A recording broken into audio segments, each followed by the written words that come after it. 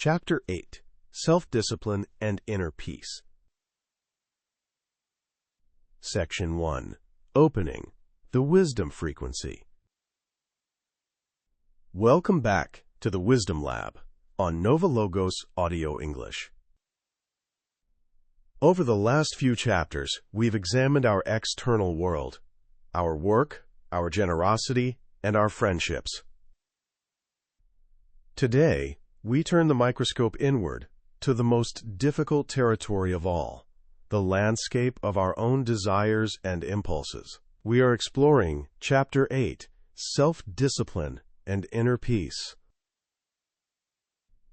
In the modern world, freedom is often defined as the ability to do whatever we want, whenever we want. But wisdom suggests that true freedom is exactly the opposite. True freedom is the power to not do the things that destroy us. Without self-discipline, we aren't masters of our lives. We are merely slaves to our latest moods and cravings. In the laboratory of the soul, we find that peace isn't found in satisfying every desire, but in governing them. Our foundational principle for this chapter comes from the book of Proverbs, chapter 25, verse 28. A man without self-control is like a city broken into and left without walls. Imagine an ancient city. Its walls were its only protection against invaders. A city without walls is vulnerable, chaotic, and eventually ruined. Today, we will learn how to rebuild the walls of self-discipline, discovering that the path to a quiet, peaceful heart begins with the strength to say no to ourselves.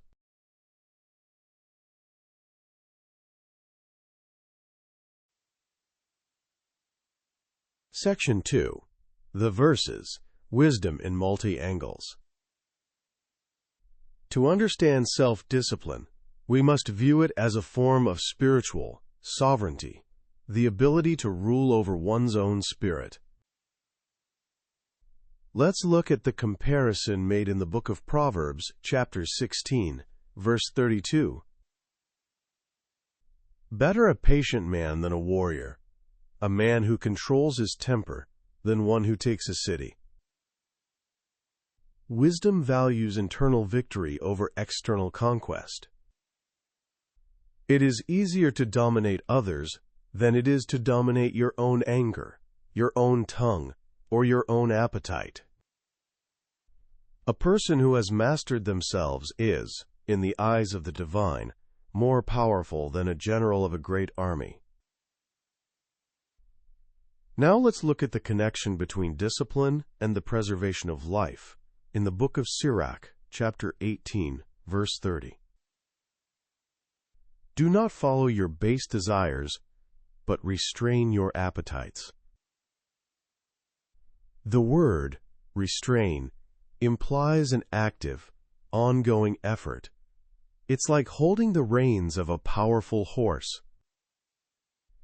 If you let go, the horse goes wherever it wants, often into danger. If you hold the reins, you reach your destination. Wisdom teaches us that our appetites for food, for pleasure, for validation are good servants, but terrible masters. Finally, let's look at the result of this labor in the book of Proverbs, chapter 12, verse 28. In the path of righteousness is life, and in its pathway there is no death. Self-discipline is the act of staying on the path. It requires the strength to ignore the distractions on the left and the right. When we govern our impulses, we create a space where inner peace can actually grow. Peace is not the absence of desire. It is the presence of order within the soul.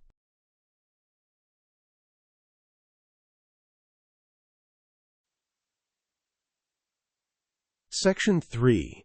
Modern Scenarios. Wisdom in the Wild. How do we rebuild our city walls in an age of instant gratification and digital distraction. Scenario A, the reaction trap. Imagine you receive an email or a text message that feels like a personal attack. Your impulse, your base desire, is to hit back immediately with a sharp, clever, and hurtful reply. Your heart starts racing, and your peace is gone. The Wisdom Lab invites you to practice self-discipline as a wall. Instead of reacting, you wait. You restrain your appetite for vengeance. By choosing not to send that reply for 24 hours, you protect your inner city from the invader of anger. You find that by governing your reaction, you keep your peace, and you often realize that the attack wasn't as serious as it first felt. Scenario B, the distraction of the infinite scroll. You intended to spend 30 minutes in prayer, study, or resting your mind. But your phone is nearby. Your impulse is to check just one notification, which leads to an hour of mindless scrolling. Self-discipline here is the act of setting boundaries, building a wall between you and the device. It's the noble labor of saying, I am the master of my attention, not this algorithm. When you successfully choose the silence over the screen, you feel a deep, quiet satisfaction. This is the inner peace that comes from knowing you are in control of your own spirit.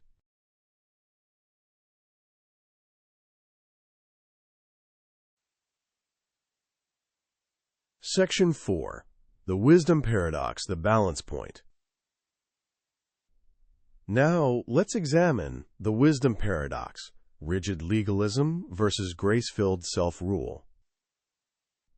The paradox is that while we must be disciplined and restrained, we must also remain joyful and free.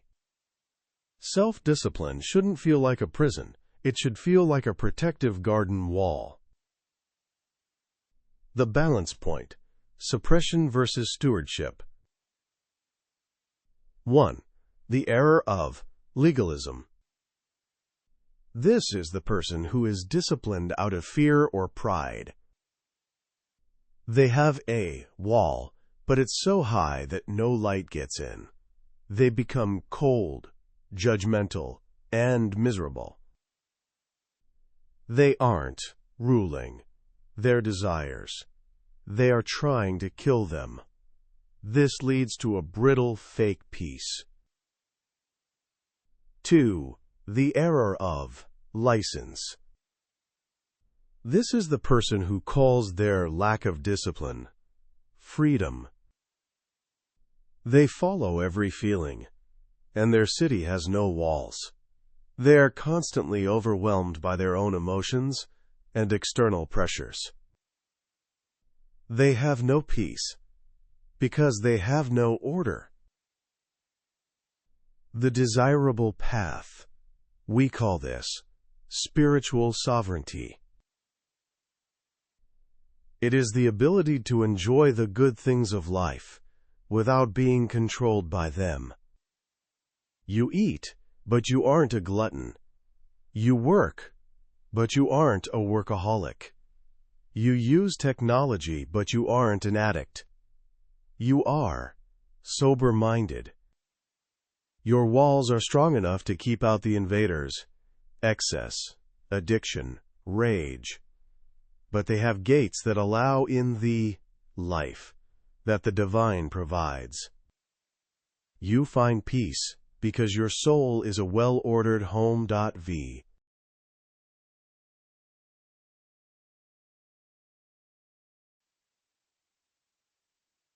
Section 5.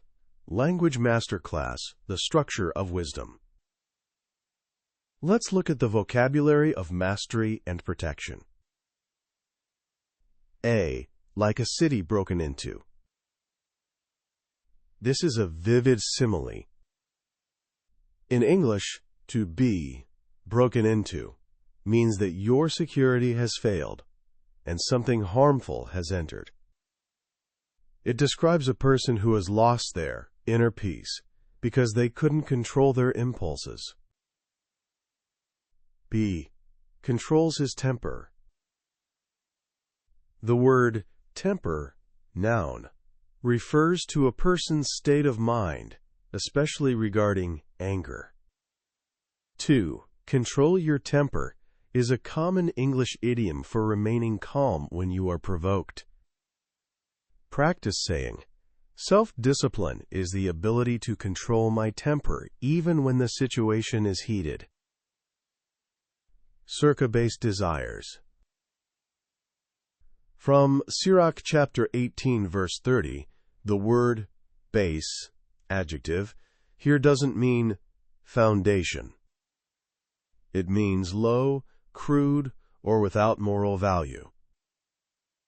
In English, base desires are the animal-like impulses that work against our higher spiritual goals.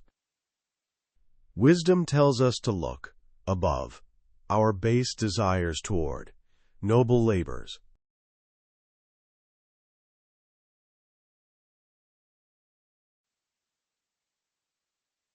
Section 6. Closing. Seal the word. As we finish our 8th session in the Wisdom Lab, I want you to inspect your walls. Is there a part of your life where you feel broken into, a place where your impulses are ruling you? Self-discipline is not built in a day. It is built one no at a time. Today, find one small impulse. Maybe it's a snack you don't need, a complaint you want to voice, or a distraction you want to check, and say no to it. Notice the strength that grows in that moment. Remember the words of Proverbs chapter 25, verse 28. A man without self-control is like a city without walls. Rebuild your walls today and watch your peace return. In Chapter 9, we will explore the humility of an open mind. We will look at wisdom in listening to counsel and why the ability to receive advice is the mark of a truly great soul. If you are ready to master your spirit today, please like this video and subscribe to NovaLogos Audio English. Let's build cities that stand strong. Until next time, be disciplined and walk in peace. Goodbye.